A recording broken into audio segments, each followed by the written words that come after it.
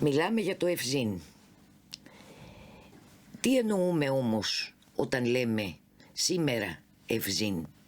Άραγε εννοούμε κάτι εξωτερικό, υλικό, ακόμα και θεωρητικό, ή εννοούμε έναν τρόπο ζωής, κάτι που αγκαλιάζει με άλλα λόγια όλη μας την ύπαρξη? Well-being means trying to lead a life, which I actually try to do practically myself, which can help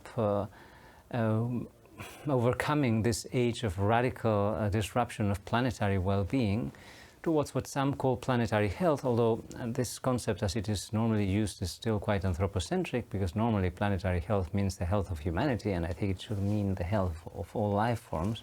Αυτή είναι ακριβώς την έννοια της πρακτικής ευζοίας, την πρώτο συναντάμε στην αρχαία Ελλάδα, η οποία μας δίνει μια πλήρη εικόνα τι είναι ευζήν ως καθημερινή πρακτική και ψυχική, γιατί ακριβώς αυτή η πρακτική προϋποθέτει ψυχική ισορροπία. If I summarize it in a way that resonates in my life, is what makes me happy.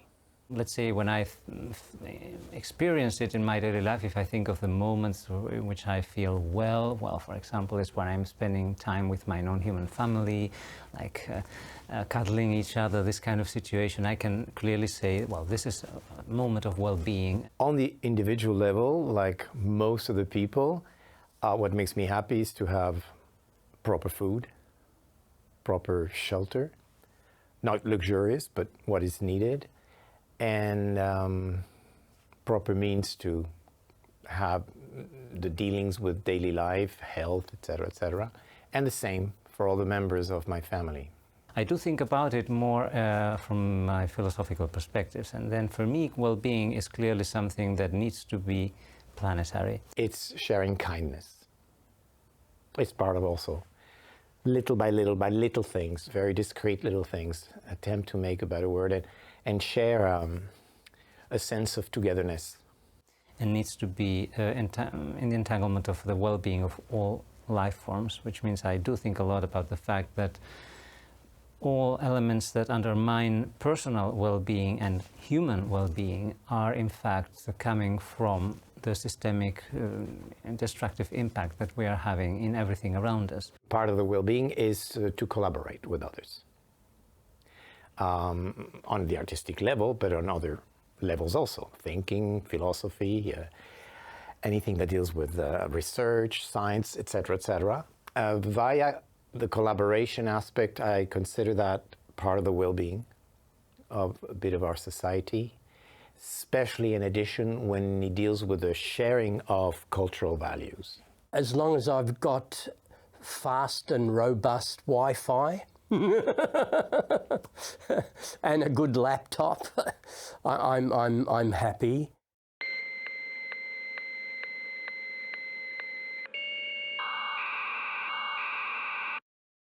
Some of my ideas are physically difficult and physically challenging. Some of them are technically complex, but it's always a challenge to realize these ideas. For me, the art, and why I combine so many art forms, is a key element of communication.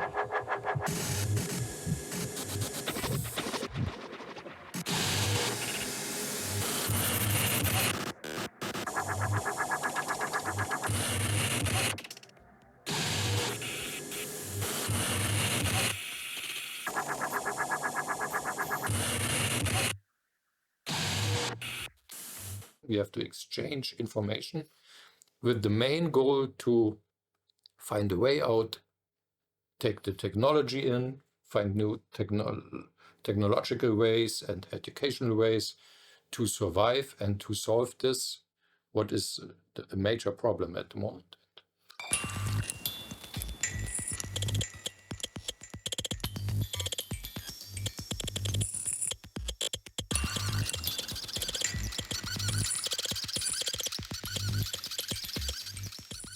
Digital material has a tendency to disembody ourselves.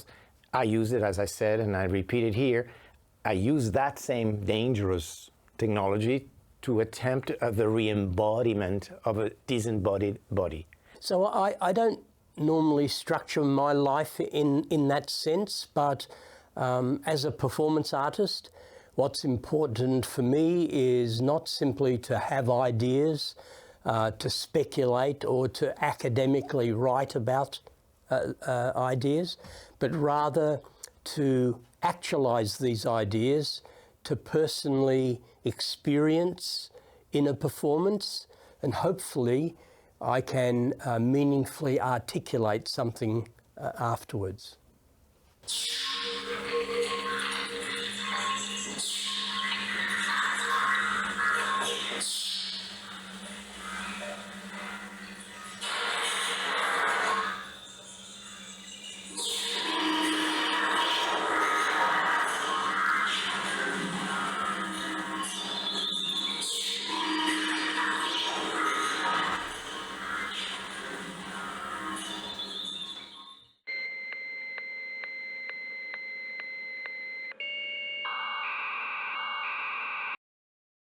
Πώς μπορεί λοιπόν στην ψηφιακή εποχή μας να επιτύχουμε αυτή την ψηφιακή ευζοία? Μπορεί άραγε η τεχνολογία να αξιοποιηθεί έτσι ώστε να έχουμε μία καθημερινότητα ισορροπημένη? Anything that is digital, with all the awareness and criticism on the political level, on the ethical level, on the philosophical level, I consider it as a partner. Μπορεί βεβαίως όταν θεωρήσουμε ότι η τεχνολογία είναι μια προέκταση του ανθρώπου, του ανθρώπινου γίγνεσθε. I think that a very important thing is that we keep a kind of digital hygiene, that we know and we are trained how to use well technologies, not just to be with them all the time, because it is not the point. Just being on internet, we don't get much information. We need to know in which places to search for valuable information, where are the archives, where we might find keys, and so forth. On the surface, there is just rubbish. Η τεχνολογία δεν μπορεί να βοηθήσει, θα λέγαμε, δεν συνάδει με την ευζοία, είναι απλούστατα, γιατί σήμερα, όπως ξέρουμε, η τεχνολογία σε μεγάλο βαθμό είναι εμπορευματικοποιημένη. Είναι δηλαδή, εξυπηρετεί, όπως ξέρουμε πάρα πολύ καλά, σκοπούς καταναλωτικούς. In this digitalized world of ours, and at the same time being extremely conscious of the toxicity of some of these technologies, we know that, and the way they are ubiquitous and intrusive. But once you develop, and you help developing that awareness, I integrate them perfectly well. I think that we should find the middle way going through the technology, dealing with it, neither just becoming completely ecstatic about it, nor just melancholically longing for the past days where there was no technology. And the new ones coming up are immensely, can be immensely dangerous.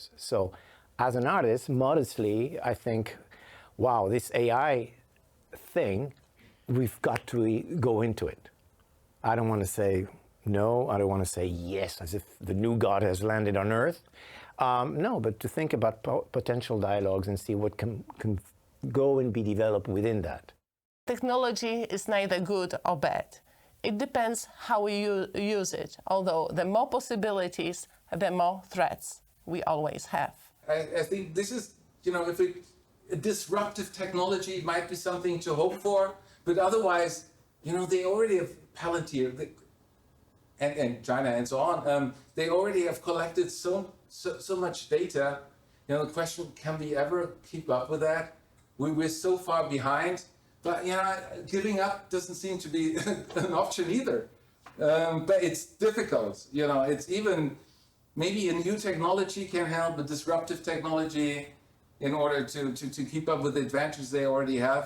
But it's going to be challenging.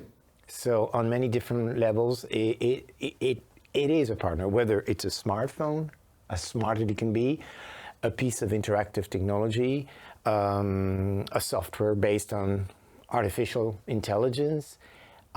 They are partners of our life. So I want a dialogue and imagine potential futures, not dystopian, not utopian either, but utopian, meaning the possibility of a place of good. There appeared the idea of so-called digital altruism. That is sounds nice, but can be also a bit problematic because it tends to be sometimes substitute of the real positive physical action of care of the other. Clicking for support, sharing some money online, can give us certain rewarding that we are doing good, that we are choosing well. However, it can be a substitute of the regular, more focused kind of action, although this is also becoming a part of our choices, and it is not to be discarded completely. Ο άνθρωπος υπήρξε με τα εργαλεία, όπως μας έχουν πει σπουδαίοι αρχαιολόγοι, όπως ο Λεροαγκουράν, παραδείγματος χάρη, ο οποίος μας μιλάει ακριβώς για το ότι το εργαλείο υπήρξε απαραίτητη προϋπόθεση της επιβίωσης του ανθρώπου και ότι ο άνθρωπος είναι εργαλείο. Αν το δούμε λοιπόν υπό αυτό το πρίσμα, νομίζω ότι μπορούμε πάρα πολύ καλά να αξιοποιήσουμε αυτήν την τεχνολογία προς την βελτίωση του ανθρώπινου όντως, εφόσον ο άνθρωπος, όπως είπα και προηγουμένως, δεν είναι τίποτα άλλο παρά ένα συνεχές γίγνεσθε. So with our current sensor systems, computational systems, our machines, our satellites, we can now navigate from deep time, deep cosmological time and space, to virtual non-places, from the nanoscale to megascales. So our human operation is extended to the point where conceptually and physiologically we can perform in much wider parameters.